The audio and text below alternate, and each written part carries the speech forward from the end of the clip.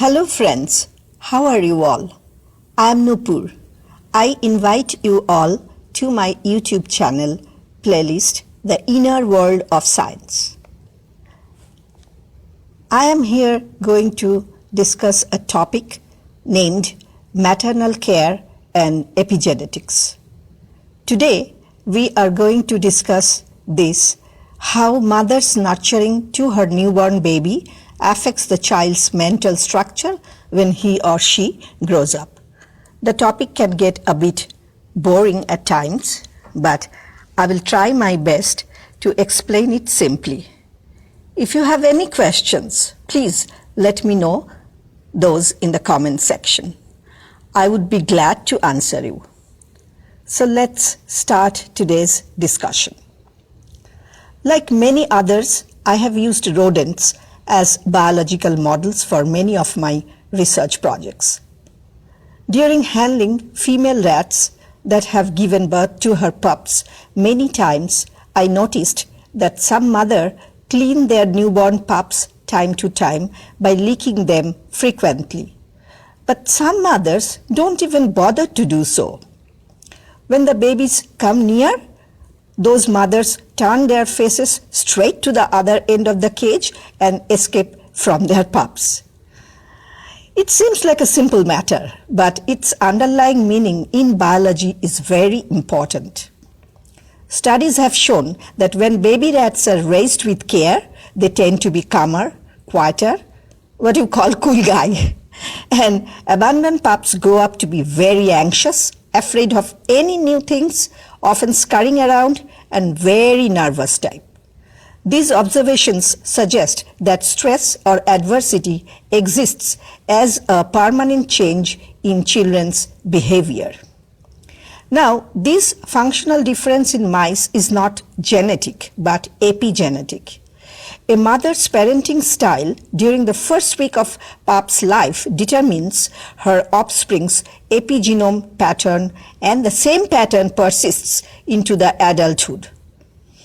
I feel you are now thinking that we have heard a lot about genetics, but what about epigenetics?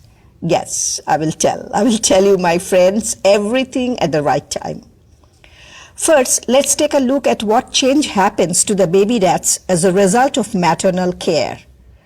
Researcher Ian Weaver showed in his experiments in 2004 that when mother rats licked her pups, the number of hippocampal glucocorticoid receptors, or in brief, GR, is in the pup's brains increased, causing stress hormone levels to be tightly regulated in these pups.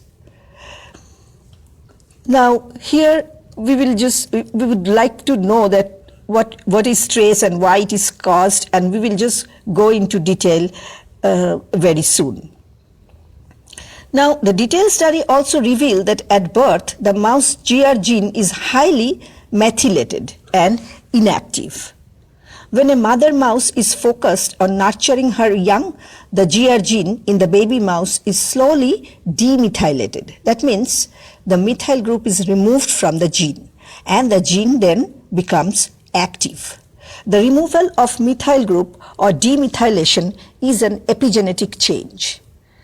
As a result of this maternal behavior, this change of the GR gene, though it occurs in the early life of pups, but it persists as a permanent change in them in later life and helps them at the face of stress or adversity. At that time, I would like to touch on the stress circuit now, and what it is and how it is functional. So the stress axis, or hypothalamic pituitary adrenal axis, or in short we call it as HPA axis. When mammals experience stress signals travel from the hypothalamus region in their brains first to the pituitary glands and then to the adrenal glands. The adrenal glands then secrete the stress hormones, which is corticosterone in case of mice, and it is cortisol in humans. Now, when cells in the hippocampus detects this cortisol, which binds to the GR gene, they send a signal to the hypothalamus that closes the stress circuit. Also, here of note is that mice and human, Both has higher amounts of GR, better detection of stress hormones, and recover from stress more quickly. Now, scientists didn't stop here. In 2006, through several studies, Hoffer and his colleagues proved that the care of the rat mother has an important effect on the regulation of the physiological processes of baby rats. When infants are removed from their mothers at a very early age, their physiological homeostasis is disrupted due to the absence of several components of maternal care. For example, not being exposed to the warmth of the mother's body can stunt the brain development of babies and slow their movements. In the absence of maternal touch stimulation, infants feel like behavioral responses to any new unknown things occur. Now, as you can see that so many things, these evidences, they suggests that early maternal care contains a hidden regulator that contributes specifically to children's behavioral development.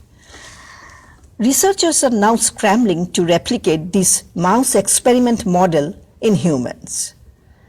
And the reason is very easy to guess. Rat brains are smaller, indeed, and less complex. That's true. But human brain and rat brain have many similarities in structure and function.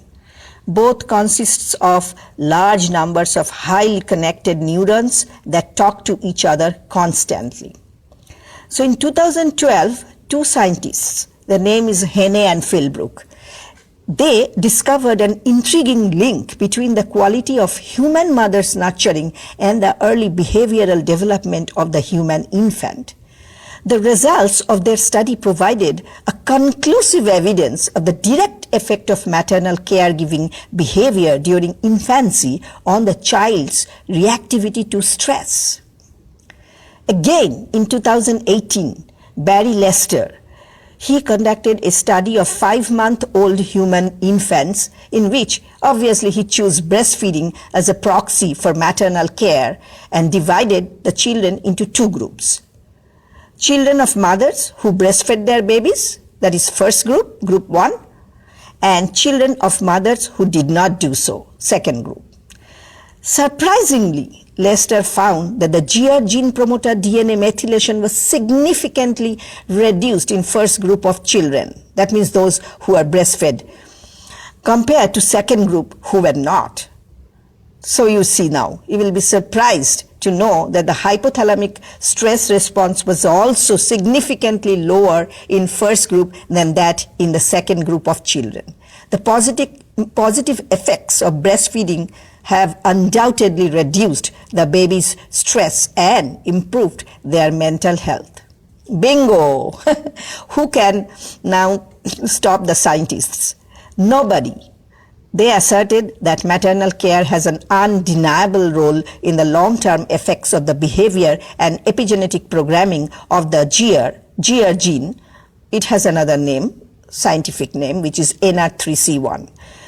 That's same in both case of mice and humans. So parenting style can significantly affect the infants or affect the kind of person a child grows up to be, not just because of maternal care. This belief permeates all aspects of life, be it physical health, academic performance, or mental well-being. Look, much can be said about this, and it is true that the importance of this effect has been wrongly and sadly exaggerated in many cases, such as in the case of schizophrenia or sexual orientation. These are very much exaggerated facts. These are not linked with the maternal care, just to be true about this. The effects of parenting style are some very important topics in developmental psychobiology, and such effects are highly likely to be long-lasting in organisms through epigenetic modifications. Well, I won't keep you waiting any longer. Let's get to the questions that's been in your mind for ever since. What exactly is epigenetics, or what are the epigenetic changes? Epigenetics is the control of how and when a particular gene is turned on or off. This term was first coined by embryologists Conrad Waddington in 1942. Well, if we talk about epigenetics, we will naturally come to the topics of gene and genetics. I know everybody knows a little bit of this, but still it's worth touching this topic. We know that the control of all the characteristics of an organism is governed by gene, and every living cell contains thousands of genes, and each gene is part of a long chain of DNA or deoxyribonucleic acid that contains the instructions for making one or more type of protein molecules that help the body to perform various biological functions. Now, our genes carry information that is passed from one generation to the next, and that study is called genetics. Genetic variation and heredity in organisms, everything is included within genetics. So we know how certain qualities or characteristics are passed from parents to offspring through the changes in the DNA sequence, and that is the mainstay of genetics. Now, it is an important branch of biology because heredity is essential, and that is the key of evolution of organism. I'm sure that you understand that. Now, talk about genetics and Mendel's name doesn't come? No, that can't happen. How is it? So, Austrian biologist and clergyman Gregor Johann Mendel was the first to scientifically study genetics in the 19th century and is known to the world as the father of modern genetics. Mendel discovered the basic principles of genetics we know, and there are the discovery for different, with the pea plants, he did all his research, and he showed that the genes are paired and that one gene from each parent is passed on to the offspring. We know all these things. And then in 1953, James Watson and Francis Crick discovered the double helix structure of DNA. These are all I'm telling in nutshell, just like a history of genes and genetics. In fact, there was an uproar throughout the history of science and modern molecular biology. Also, after this, the big discovery was done.